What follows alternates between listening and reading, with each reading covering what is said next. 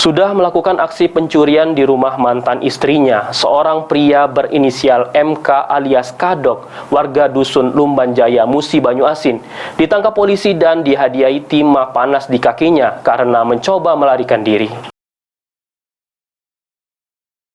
MK alias Kadok, warga Dusun Lumbanjaya, Desa Kumota, Kecamatan Sekayu, Musi Banyuasin, terpaksa harus dilumpuhkan dengan timah panas polisi karena mencoba melarikan diri saat akan ditangkap oleh unit Pidum Satreskrim Polres Musi Banyuasin. Tersangka MK sendiri telah terlibat melakukan sejumlah aksi kejahatan di wilayah Musi Banyuasin.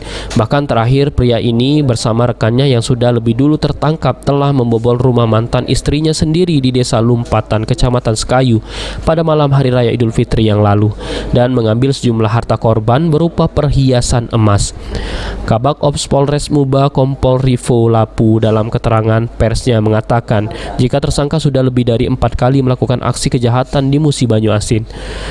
365 ini LPSK sudah melakukan kejahatannya sudah lebih dari 4 kali. Kemudian yang terakhir itu dilakukan pada saat sebelum malam takbiran. Jadi satu hari sebelum malam takbiran, LPSK melaksanakan tindak pidana 365 itu terhadap mantan istrinya sendiri. Jadi TSK ini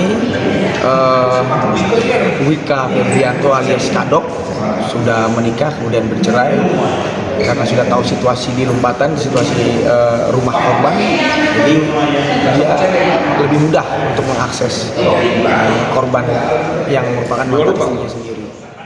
Untuk mempertanggungjawabkan perbuatannya, kini tersangka harus merasakan dinginnya lantai sel tahanan Polres Musi Banyuasin.